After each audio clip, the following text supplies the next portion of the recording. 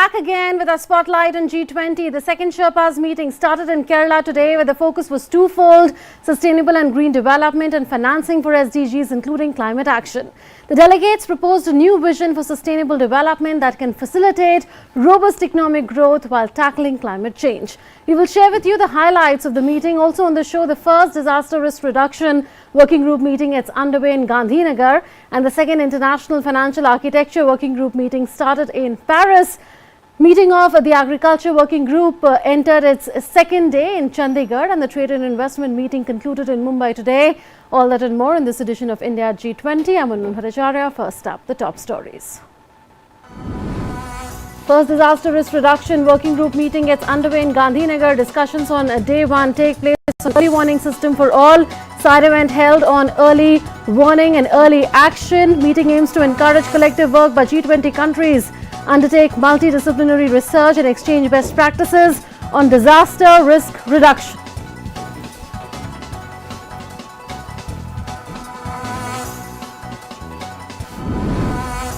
Day one of the second Sherpa meeting in Kerala's Kumarakom sees thought-provoking sessions on the themes of digital public infrastructure and green development. India's G20 Sherpa Amitabh Kant says India is poised to be the first country to industrialize without carbonizing. DPI Experience Zone at the meeting showcases potential of DPIs in tackling global challenges like financial inclusion and equitable access to education.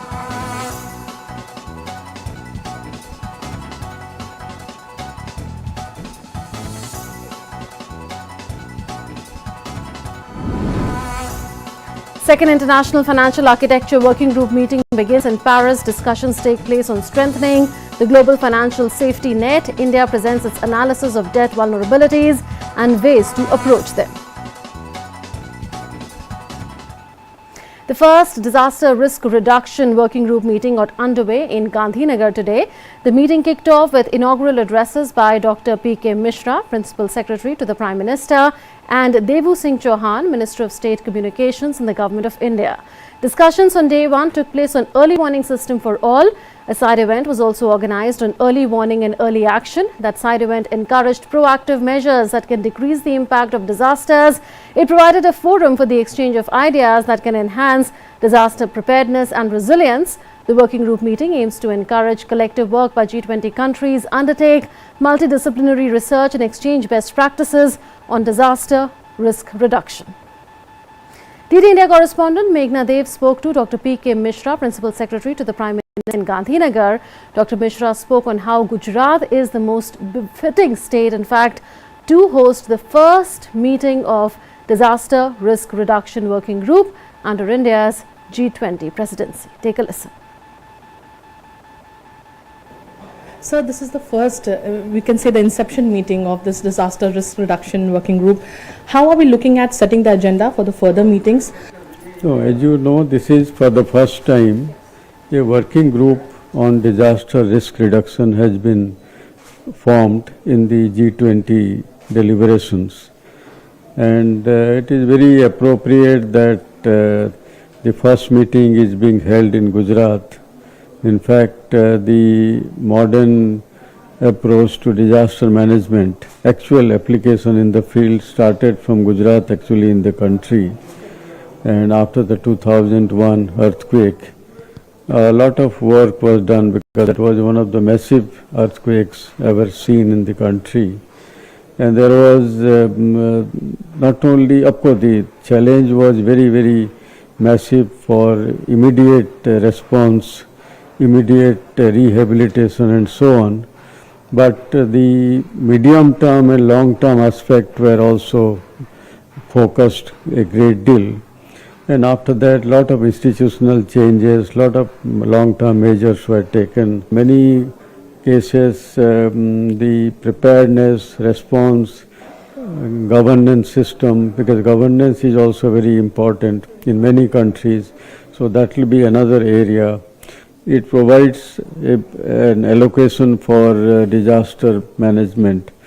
Earlier it was for response, but the 15th Finance Commission, which gave its report some 2-3 years ago, for the first time had also earmarked some fund for recovery also, mitigation, recovery. Gujarat, in a sense, has set an example in terms of how the revival took place after the 2001 earthquake that happened.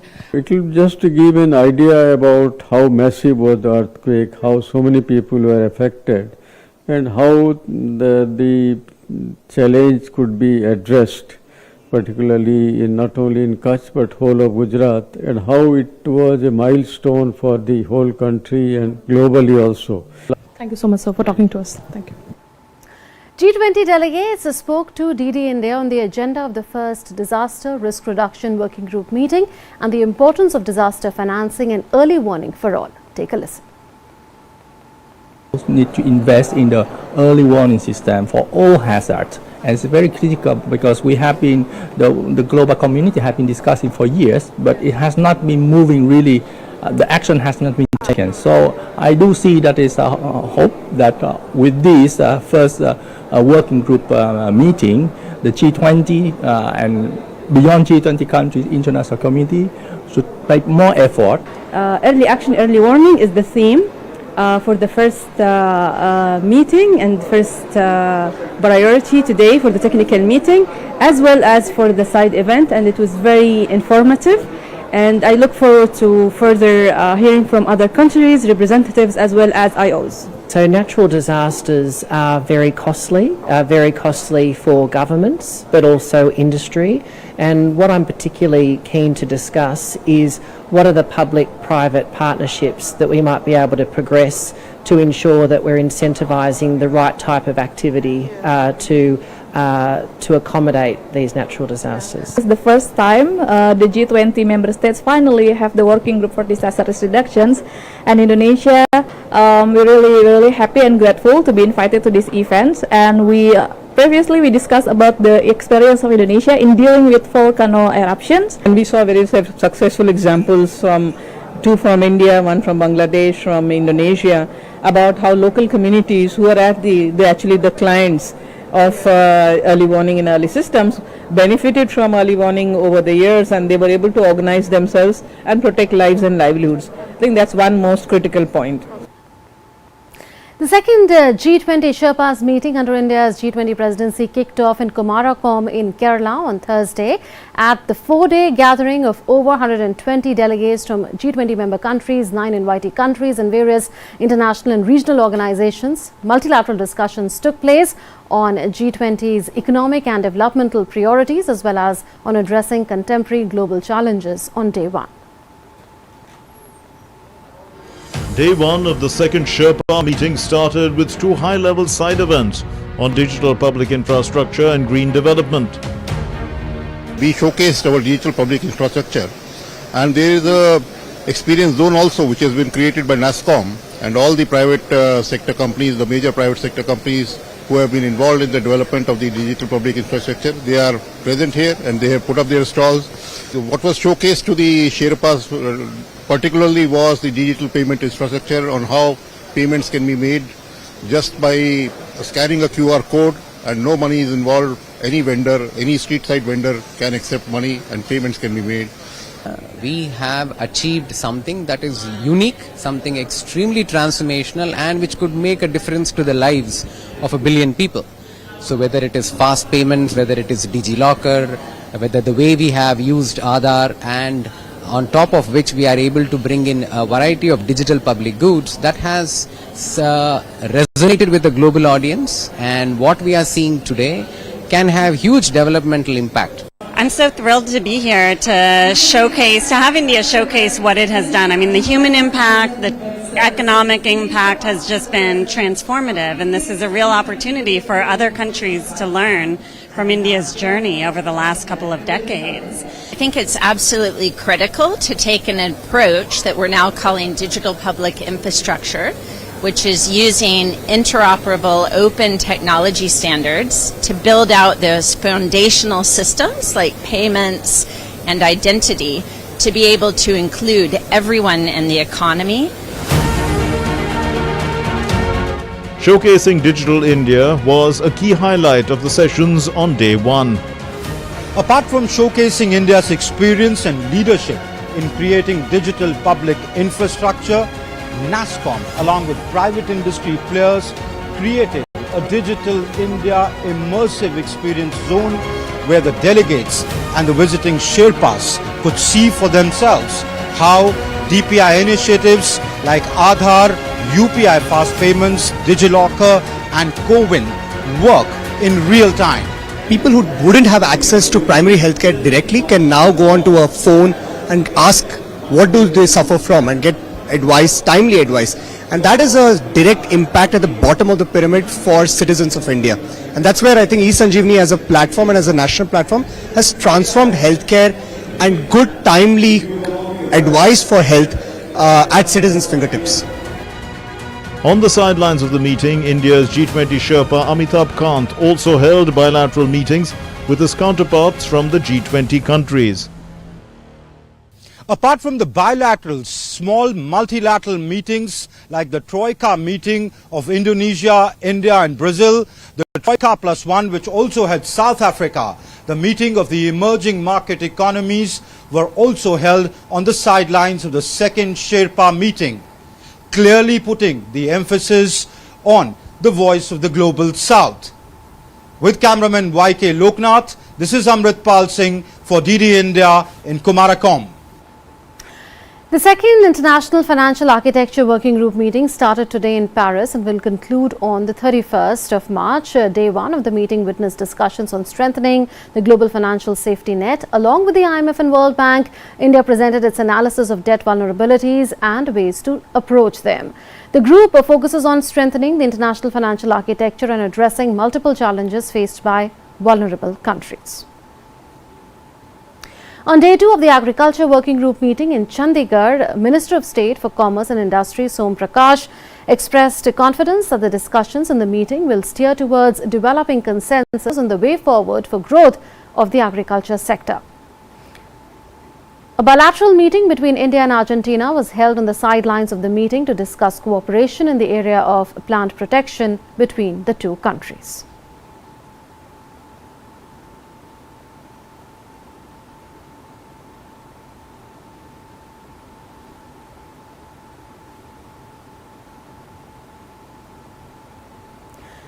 DD India correspondent Anuj Yadav spoke to Manoj Ahuja, Secretary in India's Agriculture Ministry in Chandigarh, on how the meeting is taking forward the progress made in the first meeting in Indore. Take a listen.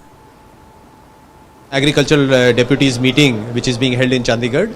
The first meeting was held in Indore and the agricultural deputies came to a certain conclusion regarding the important issues which the global agriculture sector faces.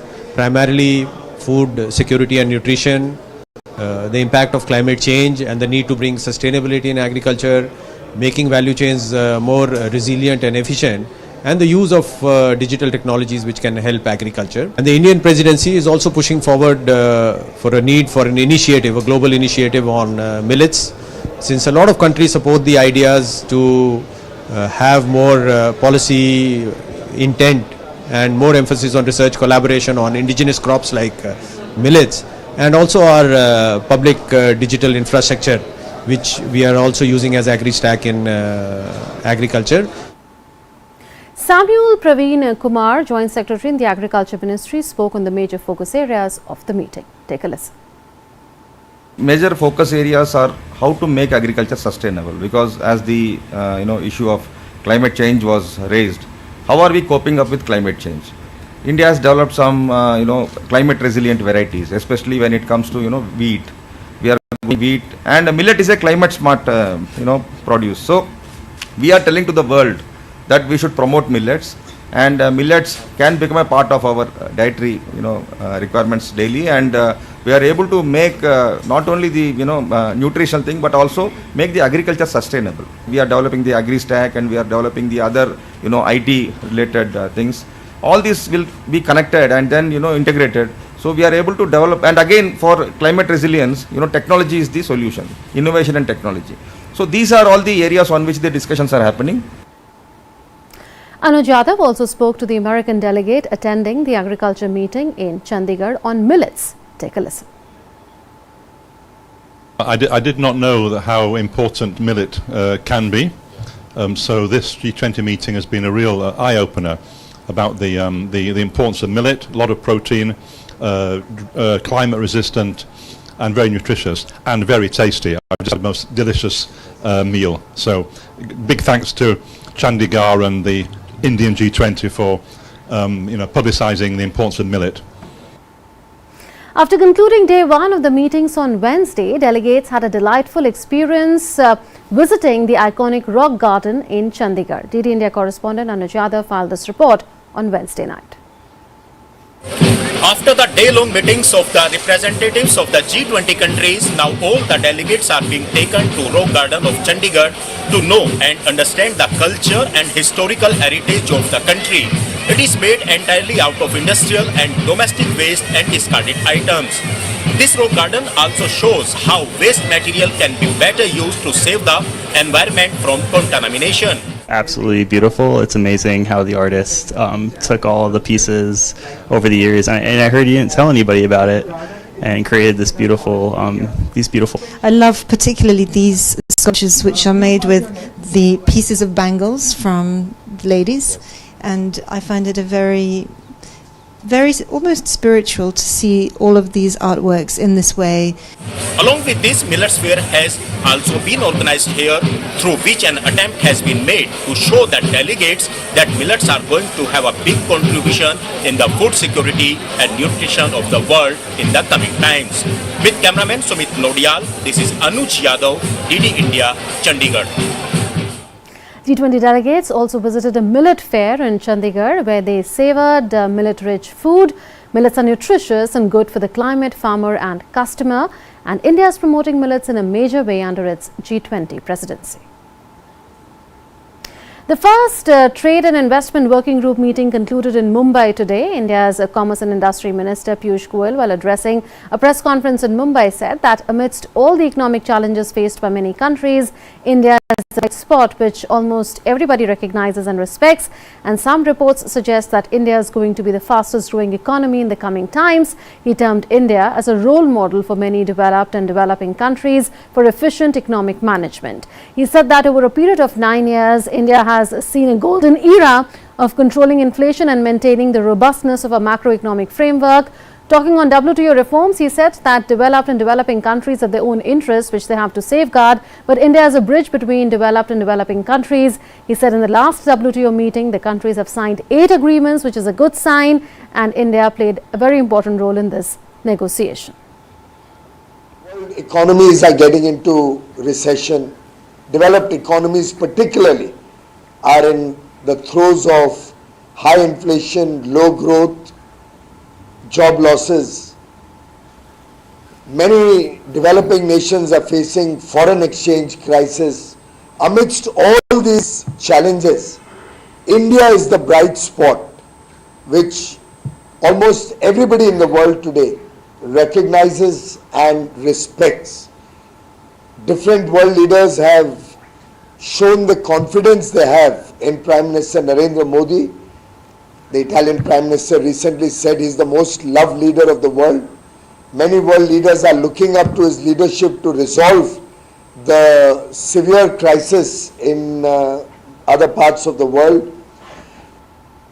DD India correspondent Shama Mishra spoke to foreign delegates on India's trade and investment priorities as G20 president and their expectations and experiences in Mumbai. Take a listen.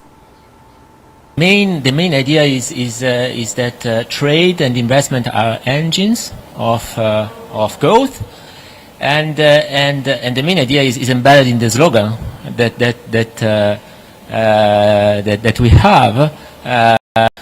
One Earth, one family, one future. Future means that the world needs multilateralism. India is one of the biggest country as well, many rich country, and this is the first time I was in Mumbai. I think this is really beautiful city. Yesterday program last night is really fantastic and entertaining. I believe that the priorities chosen by India are very meaningful and very appropriate for the discussion of the G20 working group right now. I think India has shown its good sense of hospitality, and it has truly achieved the traditional motto that says that when you have a guest, you treat it like a god. Indian culture program has also been very, very interesting. No, it was great, and they did it under the leadership and the presidency of India, and the subject that we have discussed this morning and this afternoon, especially with the GVC, are very, very relevant, and we are so happy at the way and the manner in which the chair of India has handled and lead in terms of the discussion. The Indian presidency has really taken a far-reaching perspective at this G20, trying to look for longer-term sustainable and equitable solutions for the globe and not just individually. We all saw that the results of COVID in terms of interrupted supply chains really did a damage to us individually and showed us that we really need to come together as a global family to solve our issues. So it's spot on. And innovative ideas came through the discussion. I could assume that all the participants confirmed the importance of further improving the global value chains, increasing the participation of developing countries in these global value chains, and also one of the issues raised in the discussion is to improve the quality. At the first Trade and Investment Working Group meeting under India's G20 presidency in Mumbai, the tea board has set up a tasting and experience zone for the delegates where tea companies are displaying varieties of tea grown in India only, including the Darjeeling tea, Assam tea and Masala tea. Delegates were able to taste the richness of Indian tea at the experience zone. Shyama Mishra brings us this report from Mumbai. Side events of any G20 meeting includes very fascinating and interesting displays and exhibition. Likewise, we are here at the Trade and Investment Working Group meeting where Tea Board of India has set up their exhibition, and if you see this entire area, this is a complete experience zone. So delegates can come here and they can know all about the variety of tea that India has to offer. There are several other teas from the upper crest region of Himalayas, and here's the speciality. You see all these kind of different colors are all of the teas. These are hand rolled. Let's understand from the company representative. This is from Andrew and Company.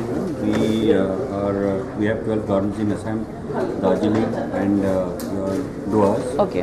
We are under the Ministry of Heavy Industries in central government. And these teas are produced specially by plucking from the garden and are hand rolled. Okay. Especially hand rolled and dried. Upper elevations of it's all upper elevation, 3,500 feet and above. So elevation teas. So there is different flavor in the elevations also. And we have also introduced some flavored teas of our customized flavored teas which are in demand at the moment. To promote our own tradition, to promote our own culture, let's talk to the tea board. We have Nandini Datta with us. Hi ma'am, welcome to DD India. So what's this all about? Various variety of teas. India is the land of tea. We are the world's largest producer and consumer of black tea. So tea is like interwoven in our fabric of life. And G20 programs gave us a very good platform to give a tea experience zone, so that delegates can come and we can show the strengths of Indian tea. We are showcasing our strength to the whole world, that we have anything, any type of tea suit your palate, suit your mood, suit your requirement, and you can make beautiful blends with us because each tea has its own characteristics. It's always a festival with Indian tea. Alright, that's a festival, and we definitely can understand with the variety of the tea and the food that is being prepared over here with tea. It's all left to our imagination, and definitely the delegates will have a wholesome experience. With camera person Kapil Maske, this is Shyama Mishra for DD India, Mumbai. An exhibition showcasing spices, coffee and millets was organized on the sidelines of the first Trade and Investment Working Group meeting in Mumbai. India's Commerce Industry Minister Piyush Goyal visited stalls and interacted with the exhibitors. During the first Trade and Investment Working Group meeting, G20 member countries, invitee countries, regional groupings and international organizations had engaged in deliberations to accelerate global trade and investments. India holds the presidency of the G20 from the 1st of December.